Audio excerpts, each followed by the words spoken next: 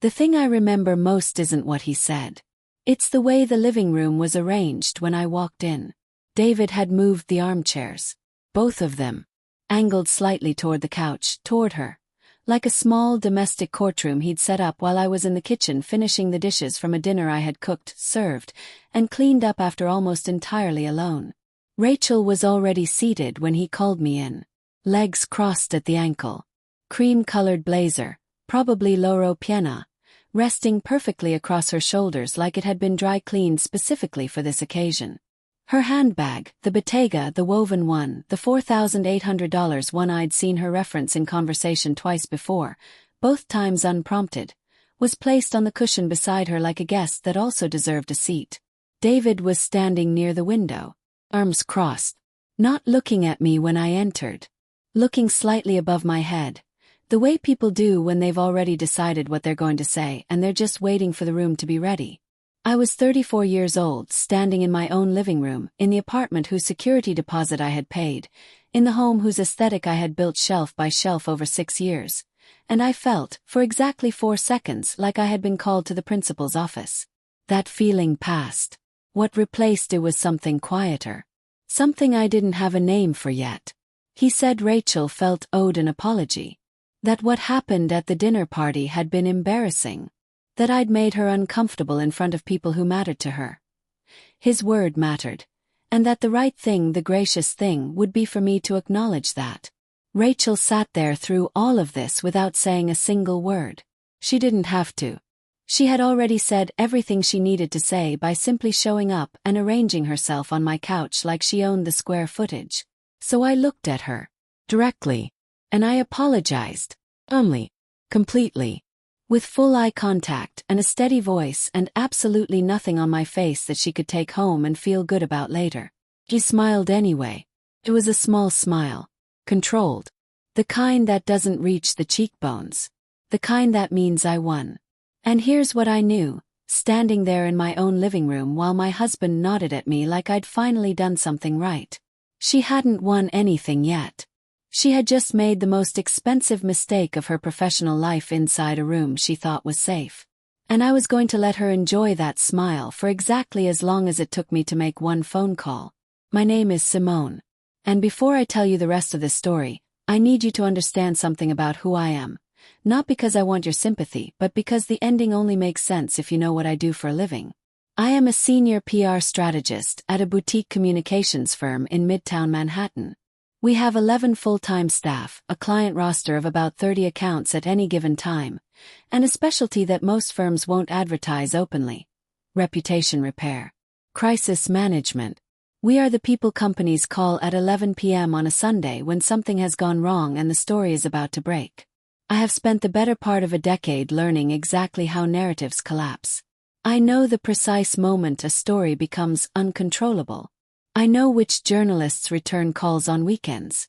I know how a single, well-documented leak, delivered to the right person at the right time, can dismantle years of carefully constructed public image in less than a news cycle. I am, professionally speaking, the last person on earth you want as an enemy. David knew what I did for work. He just never fully understood what it meant. That was always the gap between us, if I'm being honest. Not cruelty. David was not a cruel man in the way that word usually gets used. He was something more insidious than cruel. He was selectively impressed. He admired achievement when it came packaged in the right social currency, the right school, the right salary bracket, the right circle of friends. My work was real, and it was good, and it paid well enough that I covered 60% of our household expenses for 3 of the 6 years we were married. But it didn't come with a corner office in a building his friends would recognize. It didn't come with a title that scanned well at dinner parties. And so, in the social architecture David had built for himself, I existed somewhere between relevant and decorative. I had met David when I was 27. He was charming then in the way that certain men are charming at that age. Attentive, funny, good at making you feel like the most interesting person in whatever room you were both in. He worked in corporate event production. He was good at it. He had an eye for detail, a talent for logistics, and a deep, almost reverent relationship with the idea of being connected to wealthy people. Not wealthy himself. David made decent money, comfortable money, but not the kind that generates real ease. What he had instead was access. A college network that skewed toward finance and tech. A gift for making himself useful to people who had more than he did. And an absolute genius for presenting a life that looked, from the outside, like more than it was. Rachel was part of that network. They had known each other since sophomore year at Georgetown. She was, by the time she entered our lives with any real frequency, the co-founder of a lifestyle consultancy called Meridian House, a firm that managed brand partnerships and experiential campaigns for high-end clients across fashion, hospitality, and wellness. She had a reputation, a presence, and the particular Manhattan confidence of a woman who has never once in her adult life been told that she was being difficult. She was also, I would later discover, a thief. But we'll get to that. What I need you to understand first is why I stayed as long as I did. Why I absorbed more than I should have. Why a woman with my professional skill set and my income and my absolute clarity about how the world works allowed herself to be slowly, steadily diminished inside her own marriage. The honest answer is that I loved him. Or I loved the version of him I'd built in my head during the years when he still made me feel seen. And there is a particular kind of loyalty that competent, self-sufficient women extend to the relationships they've chosen. A loyalty that sometimes looks, from the outside, like self-erasure.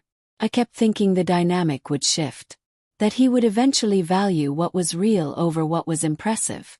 That I would stop feeling like a supporting character in a story he was telling about himself. That living room moment, the rearranged chairs, the Bottega bag, the smile. That was the moment I finally, clearly, and permanently understood that the shift was never coming. And the thing about women like me, when we finally stop waiting, we get very, very quiet. And then we get to work. I want to be precise here because this story deserves precision. What David did to me over 6 years was not dramatic. There were no screaming matches in the kitchen. No thrown dishes. No obvious, catalogable abuse that I could have pointed to clearly in year 2 and said, that's the reason. What there was instead was something slower and harder to name. Consistent, low-grade erosion. The kind that happens in increments so small you almost can't feel each individual one. But that accumulates, over time, into a total loss of something you didn't realize you were losing until you look in the mirror one day and the woman looking back at you seems quieter than she used to be. Let me give you 3 specific moments. Because I think specific moments tell the truth better than summaries do. The first one happened about 8 months into our marriage. David had been invited to a dinner hosted by one of his clients, a private equity partner named Glenn who lived in a townhouse on East 74th Street and threw the kind of dinners where everyone is networking even when they're laughing. I came as David's wife. I was, at that point, already building a strong track record at my firm. I had just led the reputation recovery campaign for a mid-size pharmaceutical company after a supply chain story threatened to go national. We contained it in 11 days. I was proud of that work. I mentioned it at the table when Glenn asked what I did. David interrupted me. Not rudely, smoothly, almost imperceptibly. He said, "Simone works in communications, she's great at it," and then pivoted the conversation toward Glenn's recent deal structure. It was the verbal equivalent of a hand placed gently but firmly on my arm. "That's enough. This isn't your stage." I finished my wine. Smiled. I let it go. But I noticed it. Filed it. The second one happened about 2 years later, over money. My firm had a strong year. Exceptionally strong. I received a performance bonus of $22,000 in February. The largest I'd gotten up to that point. I told David the same evening. I was genuinely happy. He nodded, said, "That's great, babe." And then, without pausing, without acknowledging it for even another sentence, said he'd been thinking we should look at membership at a private dining club in Tribeca that some of his colleagues belonged to. Annual membership. $18,000. He wasn't connecting the two things explicitly. That was the genius of it, in a dark way. He would never have said use your bonus for this. He was just thinking out loud. Right after my news. About a $18,000 expense that would primarily serve his social world. I didn't fund the membership.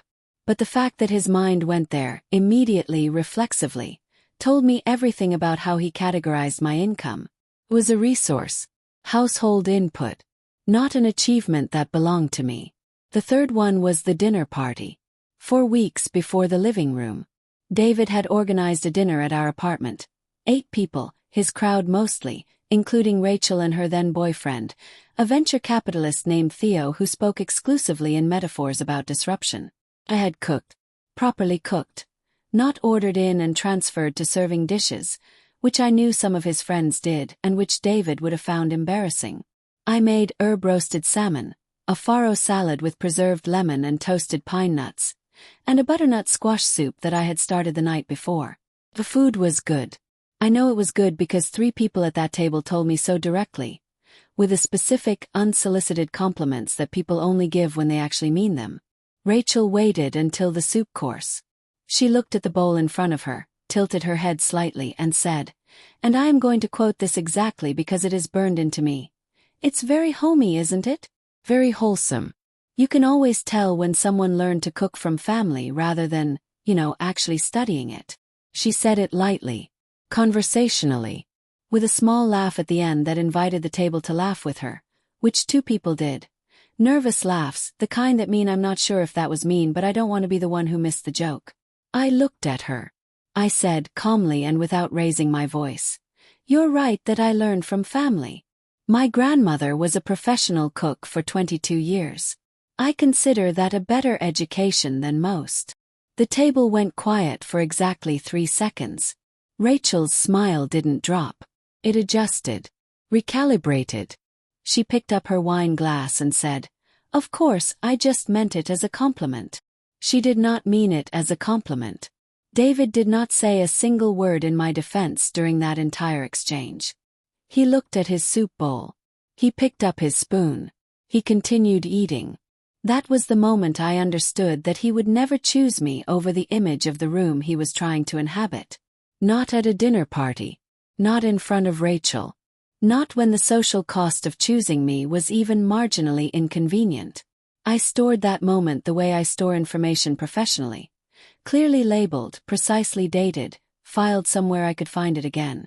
What they didn't know was that I was already, without fully realizing it, building a case. Not out of malice. Not even out of anger. Out of the quiet, methodical habit of a woman whose entire career is built on knowing exactly when a story is about to break, and making sure she's on the right side of it when it does. That should have been the end of it. It wasn't. It was a Saturday afternoon in late October. I remember the light specifically. That particular flat, gray Manhattan light that comes in through west-facing windows in autumn, the kind that makes everything look slightly overexposed, slightly too real. I had been home since morning. David had told me Rachel was coming by to drop something off. A bottle of wine, he said, a thank you for the dinner party. He said it casually. The way you mention something you've already decided isn't worth a full conversation. She arrived at 2:17 p.m. I know the time because I checked my phone when I heard the elevator. I was in the kitchen finishing a second cup of coffee and reviewing copy edits for a client press release due Monday morning. I heard them talking in the entryway. Low voices. The particular register of a conversation that stops when a third person enters the room. Then David appeared in the kitchen doorway. "Simone, come into the living room." Not a question. Not an invitation. The tone of a man who has already rehearsed what comes next and needs you in position before he begins. I set down my coffee, closed my laptop. I walked into the living room. And there it was, the rearranged furniture, the angled chairs, Rachel on the couch, Bottega bag beside her like a co-counsel, blazer perfect, expression arranged into something that was performing wounded dignity so precisely it must have taken practice. I stood near the entryway for a moment. I looked at the room. I looked at David, who was already by the window, already doing the thing where he looked slightly above my head. And I understood, in the span of about 4 seconds, exactly what this was. This was a proceeding. David began. "Rachel feels, and I think she's right to feel this, that what happened at the dinner was out of line. That you embarrassed her in front of everyone. That she came into our home as a guest and was made to feel unwelcome." I let him finish. Then I looked at Rachel. "Is that how you remember it?" She unfolded her hands in her lap. Slowly. I think you were defensive, Simone. I made a light-hearted comment and you turned it into something adversarial. It made everyone uncomfortable. And honestly, she paused here, just long enough to let the pause do work. I've been a guest in this home more than once. I would have hoped we were past that kind of reaction by now. Past that kind of reaction. As though my having a voice was a phase she'd been patiently waiting for me to outgrow. I turned to David. He met my eyes for the first time since I'd walked in. And what I saw there was not cruelty. It was worse than cruelty.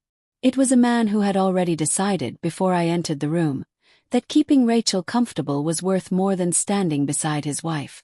He was not angry. He was not conflicted. He was waiting, patiently, expectantly, for me to make this easier for everyone. David, I said. Did she say what she said at dinner? That's not really the point. Did she say it? Simone, I think we should focus on. Okay. I turned back to Rachel. And here is what I want you to understand about the apology I gave her. It was not weak. It was not trembling. It was not the apology of a woman who believed she had done something wrong. It was the apology of a woman who had, in the space of 60 seconds, made a complete and total strategic decision. I looked at her directly. I said, Rachel, I'm sorry that my response at dinner made you uncomfortable. That wasn't my intention. Every word technically true. Every word carefully chosen. Not one syllable of it a concession that she had been right. She received it like a verdict she'd been expecting. That smile, small, controlled, not quite reaching the cheekbones, settled across her face like a closing argument. Thank you, Simone. I appreciate that. David exhaled. His shoulders dropped half an inch.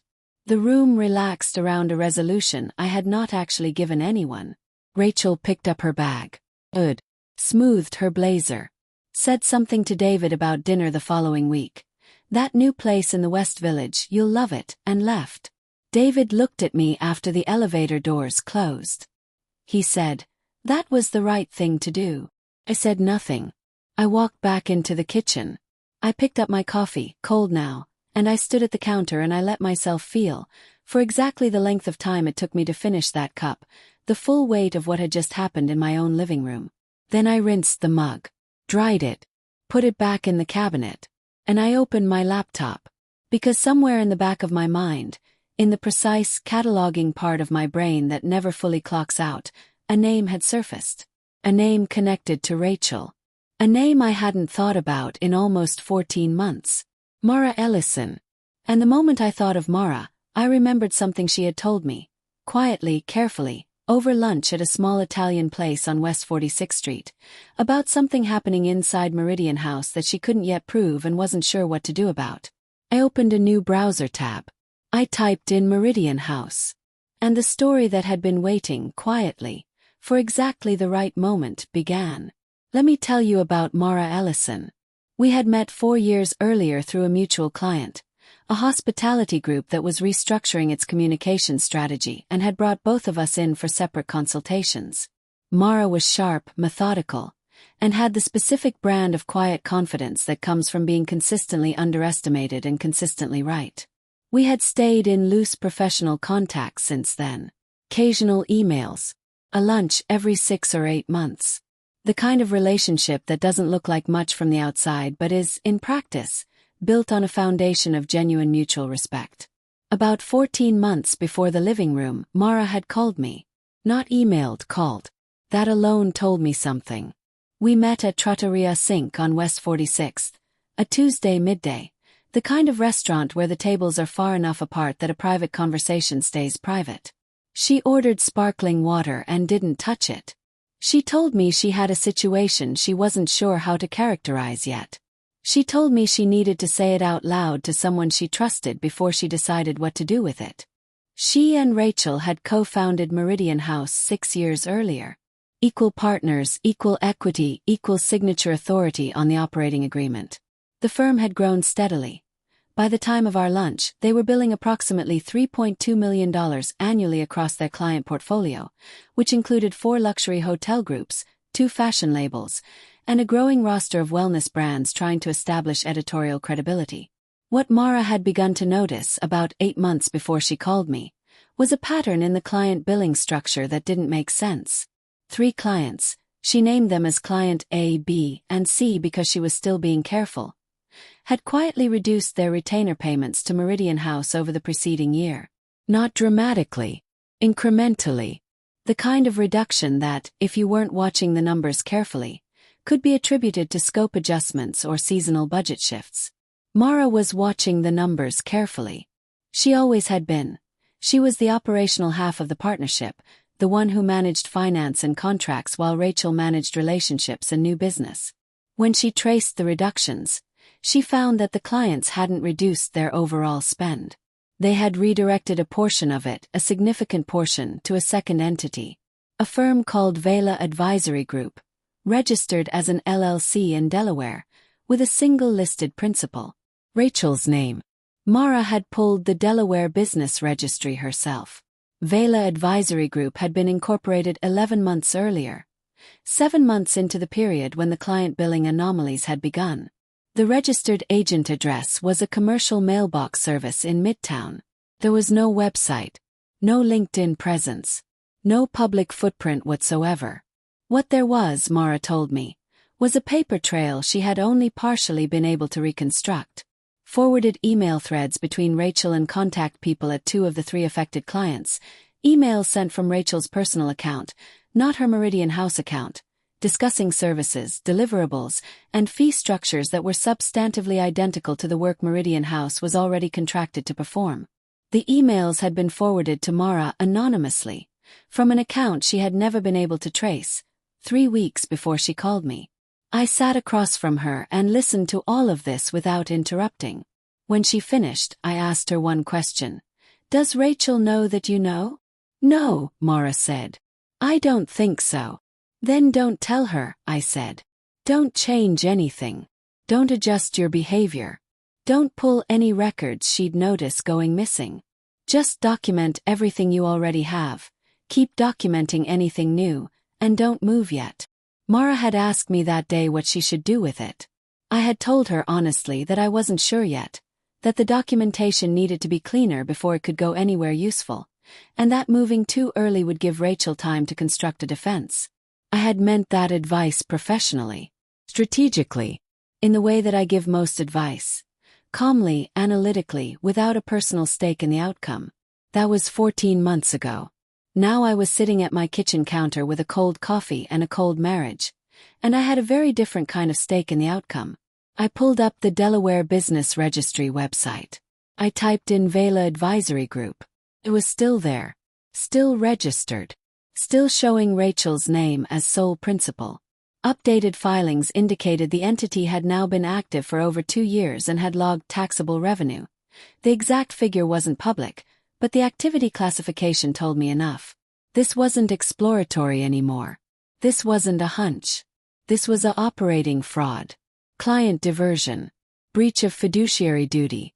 Potential violation of the non-compete and non-solicitation clauses that almost certainly existed in the Meridian House Partnership Agreement. Possibly, depending on how the retainer contracts were structured, tortious interference. I was not a lawyer. I want to be clear about that. But I had spent 10 years working adjacent to corporate law, crisis law, and media law. I knew what categories of wrongdoing looked like. I knew what made a story airtight versus what made it a liability. And I knew, with complete professional certainty, that what Mara had was not just a business dispute. What Mara had was a weapon.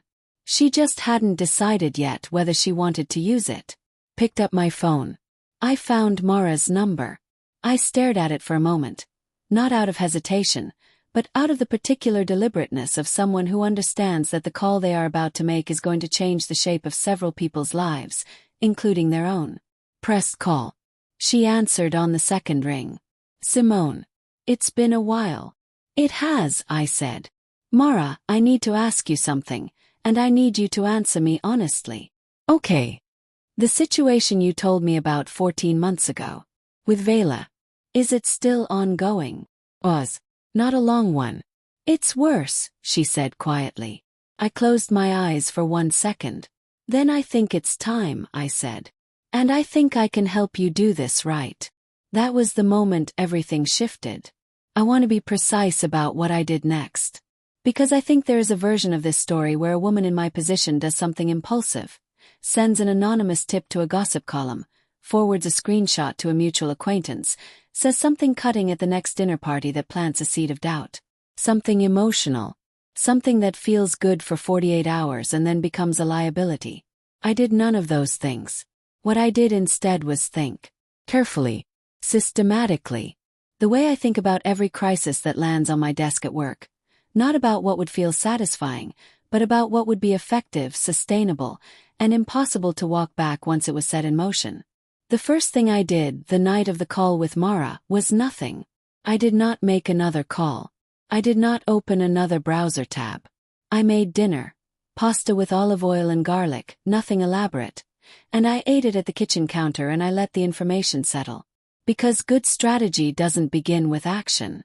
It begins with a complete and honest assessment of what you actually have. What I had was this.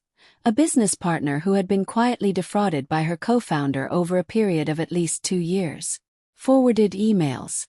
A Delaware LLC filing. Billing anomalies across 3 client accounts totaling, Mara would later confirm, approximately $340,000 in diverted revenue. And a woman who was, at this precise moment, sitting somewhere in Manhattan feeling very pleased with herself about an apology she had extracted from me in my own living room. What I needed, before anything else, was for Mara to have proper legal representation. Not because I was covering myself, though clarity about my own role mattered, but because without an attorney, any documentation Mara shared could be challenged, contextualized, or buried. The story needed a spine. Legal action would give it one. I called Mara back the following morning, a Sunday, at 9 a.m.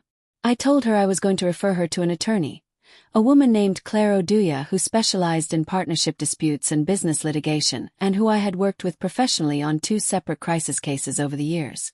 I told Mara not to discuss the specifics of Vela Advisory Group with anyone else until she had spoken with Claire. Not a friend, not a family member, not an accountant. No one. Mara agreed. She sounded steadier than she had the night before. Like having a plan, even just the outline of one, had given her something solid to stand on. I called Claire that same morning. I did not name Rachel. I described the situation in structural terms. A co-founder diverting clients to a sole registered entity, 2+ years of activity, documentary evidence including emails and business registry filings, estimated diverted revenue in the low to mid 6 figures. Claire asked 3 questions. Then she said she could see Mara by Wednesday. That was day 3. Over the following 2 weeks, while Mara met with Claire and began the formal process of organizing her documentation, I focused on my parallel piece of this. The media component. Because here is something I understood that Mara, as a business operator rather than a communications professional, did not yet fully appreciate. Legal action alone, even successful legal action, moves slowly. Civil suits take months. Depositions take months. Judgments take longer. Rachel had money and almost certainly had access to good legal counsel. A lawsuit on its own could be managed, delayed, quietly settled, and never spoken of publicly. But a story, a well-sourced, carefully documented, responsibly reported story in the right publication, that moved at a completely different speed. And it created a public record that no settlement could fully erase. I needed a journalist I trusted completely. Someone whose standards were high enough that the story would be airtight, whose publication had the reach to matter in Rachel's world specifically, and who had worked with me long enough to know that when I brought something to them, it was because the documentation was real. That person was a business reporter named Daniel Achebe. He wrote for a publication that covered the intersection of finance, entrepreneurship, and New York's professional class. Exactly the readership that Meridian House's reputation depended on. I had worked with Daniel on 3 stories over 4 years, always as a source or communications contact, never as a subject. He was rigorous, fair, and not interested in drama for its own sake. He was interested in documented wrongdoing. Which is exactly what we had. I called him on day 11. I told him I had a tip that I thought was significant. I told him the documentation was strong, and that there was a legal action being prepared that would corroborate the narrative independently. I told him I could not be a named source but that I could connect him with the primary party, Mara, who would speak on record once her attorney had cleared it. Daniel said, "Send me what you can. I'll look at it tonight." I sent him a carefully curated summary. Not the full document package, not anything that hadn't been cleared with Claire, but enough to establish the structure of the story and signal its credibility. 3 paragraphs, 4 specific data points. The Delaware LLC filing, which was public record and required no legal clearance to reference. He called me back the following morning. "This is real," he said. "Yes," I said. "It is. I'll need to reach out to Rachel for comment before we can run anything." "I know," I said. "Time that carefully." He understood what I meant. In PR and in journalism, the timing of a request for comment is its own form of strategy. You don't send it so early that the subject has time to build a counter-narrative and shop it to competing publications. You send it late enough in the reporting process that the story is already substantially complete, so that the subject's response becomes a detail within an existing frame rather than a competing frame of its own. Meanwhile, I had said nothing to David. This is the part people find hardest to believe, so I want to dwell on it for a moment. For the entire 30 days of this process, the legal consultations, the document review, the journalist calls, the quiet strategic architecture of what was about to happen, I came home every evening to the apartment I shared with my husband and I behaved exactly as I always had. I made dinner. I asked about his day. I watched television on the couch beside him on Thursday nights because that was our established routine. I did not pick fights. I did not create distance. I did not give him any signal whatsoever that anything had shifted. Partly this was strategic. I needed David's behavior to remain normal so that Rachel's behavior remained normal, so that nothing spooked her before the story was ready. But partly it was something else. Something I have thought about more honestly since then, that I think I was grieving. Quietly, privately, in the way that competent people grieve things they've already decided they're leaving. Not with visible collapse but with a kind of internal finality. Every evening I sat beside David on that couch. I was not hoping things would change. I was saying goodbye to the version of the marriage I had wanted it to be. Closing tabs. Filing things away. By day 28, Claire had filed a formal civil complaint in New York State Supreme Court on Mara's behalf. The claims included breach of fiduciary duty, conversion, and unjust enrichment. The filing was public record the moment it hit the docket. Daniel had his corroboration. On day 29, he sent Rachel a request for comment. He gave her 48 hours. I know she received it because David received a call from her that same evening. I was in the kitchen. I could hear his side of the conversation. Confused, then concerned, then the particular careful blankness of someone trying to process bad news without showing it. He came into the kitchen afterward. "Rachel got some kind of press inquiry," he said. "Some reporter asking about her business." I looked up from what I was doing. "That sounds stressful," I said. And I meant it. In the way that true things can be said with completely clean hands. He nodded. He looked at me for a moment, the look of a man who is filing something away, not yet sure what category it belongs in. Then he went back to the living room. And I turned back to the counter. And I waited for Tuesday. The article published at 7:14 a.m. on a Tuesday in late November. I know the exact time because I was already awake when it went live. Had been awake since 5:30, not from anxiety but from the particular alertness of someone who has been tracking the approach of something significant and whose body has calibrated accordingly. I made coffee. I sat at the kitchen table. I opened my laptop. And at 7:14, Daniel's piece appeared on the publication's homepage under the headline, "Meridian House co-founder accused of secretly diverting clients to competing firm she secretly owned." I read it once, straight through, the way I read every piece of media that involves a client, looking for accuracy, for tone, for anything that misrepresented the facts. It was clean. It was precise. Named Vela Advisory Group. It cited the Delaware Business Registry. It referenced the civil complaint filed in New York State Supreme Court, Ellison versus Meridian House Partners LLC, which was already publicly accessible on the court docket. It included Rachel's response to the request for comment, which was 4 sentences of carefully worded denial that, placed within the architecture of Daniel's reporting, functioned less as a defense and more as a confirmation that she had received the allegations and had no substantive answer to them. The article was shared 340 times in the first 2 hours. By noon, it had been picked up by 2 industry newsletters, one covering the PR and communication sector directly, one covering New York entrepreneurship broadly. Both newsletters had readerships that overlapped almost entirely with Meridian House's client base and professional network. By 3 p.m., Mara had received calls from 2 of the 3 diverted clients. Both calls, she told me later, began with some version of the same sentence. "We had no idea this is what was happening." Rachel's Instagram account, which she updated with the reliability of someone whose social presence was part of her professional infrastructure, went dark at approximately 11 a.m. that Tuesday. No post, no story, no acknowledgement. The account simply stopped mid-narrative, the way accounts do when someone's publicist or attorney has told them to say absolutely nothing and touch absolutely nothing until further notice. By the end of that first week, 2 of Meridian House's active clients had formally paused their retainer agreements pending the outcome of the litigation. A third, one of the luxury hotel groups whose communications director I happened to know professionally, quietly reached out to my firm to discuss a potential transition of their PR account. I recused myself from that conversation entirely. I want to be clear about that. The civil suit moved faster than most, partly because the documentary evidence was strong and partly because Rachel's legal team, after what I understand was approximately 3 weeks of review, recommended that she not allow the case to go to discovery.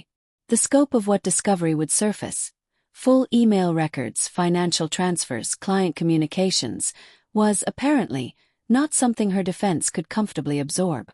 A settlement was reached approximately 11 weeks after the filing. The terms were confidential. Mara could not share the specific figure with me, and I did not press her for it. What she did tell me, over coffee in January, was that the settlement covered the full estimated value of the diverted revenue, plus legal fees, plus an additional amount she described only as significant. She also told me that as part of the settlement terms, Rachel had relinquished her equity stake in Meridian House entirely. Rachel was no longer a co-founder of the company she had built. She had lost the firm, the reputation, and the Manhattan professional network that had taken her a decade to construct, not because someone had acted out of spite, not because a scorned woman had made an angry call, but because the documentation was real and the wrongdoing was real and the story, once told accurately, could not be untold. I found out about the settlement on a Thursday. I was at my desk at work. I set my phone down, turned back to my computer, and finished the email I had been drafting before Mara called. David found out about my involvement on a Saturday morning, 3 weeks after the article ran. He had connected enough dots by then. The timing of my call with Mara, the fact that I had known her professionally, the coincidence that was not a coincidence. And he came into the kitchen where I was making breakfast and he stood in the doorway and he said, "It was you, wasn't it?" It was not a question by the time it reached the air. I turned around. I looked at him directly. "I made a phone call," I said, "to a woman whose business partner had been stealing from her for 2 years. I connected her with an attorney and a journalist. Everything that happened after that was the result of documented wrongdoing that Rachel committed entirely on her own." He stared at me. "She was my friend, Simone. She was a fraud, David," I said. "And you made me apologize to her in my own living room." He didn't have an answer for that. He stood in the doorway for a long moment, and I watched him process the distance between who he had decided I was and who I had always actually been. The woman he had interrupted at dinner parties. The woman whose bonus had floated past him like a resource to be allocated. The woman he had positioned in a chair across from his college friend and expected to perform contrition on demand. That woman had just ended his friend's career with a phone call and 30 days of patience. He filed for divorce before I did, which surprised me. I had been preparing to file myself. I think he needed it to be his decision. I understood that. I let him have it. The apartment was mine. My name was on the lease, had always been on the lease, because I had signed it 3 years before we married and never seen a reason to change it. David moved out in February. He took his things, his event production contacts, his carefully maintained social network, and the particular social ambition that had always mattered more to him than the woman he came home to. Kept the couch. Kept the kitchen. I kept the shelves I had built, book by book, over 6 years.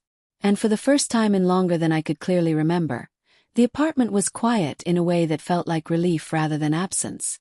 I want to end this story here in this kitchen on a morning in early spring.